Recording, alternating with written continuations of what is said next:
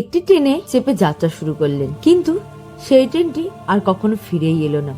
ভাবতে পারেন, ইতালির রাজধানী রোম থেকে একটি নতুন ট্রেন রওনা হয়েছিল, আধুনিক সব সুবিধা সহ একদম নতুন জেনেটিক ট্রেন। কিন্তু সেই ট্রেনটি আর কখনো ফিরেই আসেনি। কোনো ধ্বংসাবশেষ নেই, নেই কোনো প্রমাণ, যেন পুরো ট্রেনটা যাত্রী সহ গিলে ফেলেছে এক অদৃশ্য শক্তি। এটি কোনো কাল্পনিক কাহিনী নয়, এটি 1911 সালে ঘটে যাওয়া এক বাস্তব রহস্য, যা আজও বৈজ্ঞানিকদের স্তম্ভিত করে রেখেছে। 1911 সালে ইতালিতে জেনেটিক রেলওয়ে কোম্পানি একটি নতুন বিলাসবহুল ট্রেন চালু করেন। এটি পরীক্ষামূলকভাবে 104 জন যাত্রীকে নিয়ে রোম থেকে যাত্রা শুরু করে। যাত্রাটি স্বাভাবিক থাকারই কথা ছিল, কিন্তু লোমান্ডি অঞ্চলে একটি সুড়ঙ্গের কাছে পৌঁছাতে ঘটে গেল এক অবিশ্বাস্য ঘটনা। ট্রেনটি যখন সুড়ঙ্গে প্রবেশ করলো, প্রত্যক্ষদর্শীরা দেখলো রহস্যময় কুয়াশা মতো কিছু চারিদিকে ঘিরে ফেলে ট্রেনটিকে। কয়েক সেকেন্ড পর ট্রেনটি আর কখনোই বেরিয়ে এলো না। পরবর্তী স্টেশনে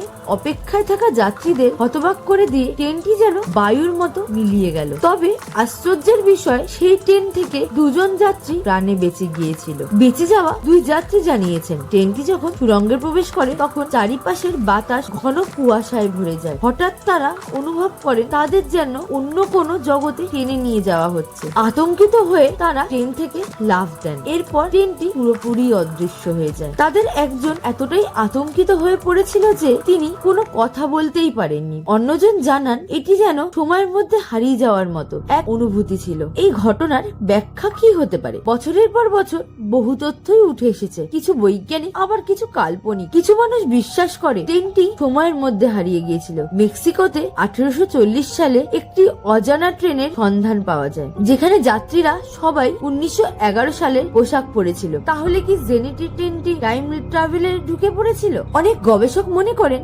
ট্রেনটি অন্য এক সমান্তরাল বাস্তবতায় চলে গেছে। যদি তাই হয়, তবে সেটি কোনো চিহ্নই পৃথিবীতে পাওয়া যায়নি। আবার অনেকে মনে করেন ট্রেনটি হয়তো টাইম ট্রাভেলের জন্যই ব্যবহার করা হয়েছে, যা সম্পূর্ণভাবে ব্যর্থ হয়েছে। যদিও ট্রেনটি আর খুঁজে পাওয়া যায়নি, তবে রাশিয়া, ইউক্রেন ও জার্মানিতে ট্রেনের দৃষ্টি দেওয়ার মতো কিছু ঘটনা ঘটেছে। অনেকেই বলেছেন তারা 1911 সালে স্টিম ট্রেনটি দেখেছেন। এত বছর পর তাহলে কি এটা এক ধরনের ভুতুড়ে ট্রেন? এই রহস্যময় ঘটনা ঘটার পরই সুড়ঙ্গটি স্থায়ীভাবে বন্ধ করে দেওয়া হয়। অনেকে মনে করেন কর্তৃপক্ষ আর কোনো ঝুঁকি নিতে চান না। আজও সেই সুড়ঙ্গ ধ্বংসস্তূপ হয়ে পড়ে রয়েছে, এক অমীমাংসিত রহস্যের নিঃশব্দে সাক্ষী হয়ে। তাহলে সত্যি কি ঘটেছিল জেনেটিক ট্রেনের সঙ্গে? এটি কি সময়ের মধ্যে হারিয়ে অন্য জগতে চলে গেছে, নাকি এটি শুধু একটি কিংবদন্তি? আপনার কি মতামত? এই রহস্য কি বৈজ্ঞানিকের সাহায্যে ব্যাখ্যা করা সম্ভব, নাকি এটি এক অলৌকিক ঘটনা? কমেন্টে আপনার মতামত জানান।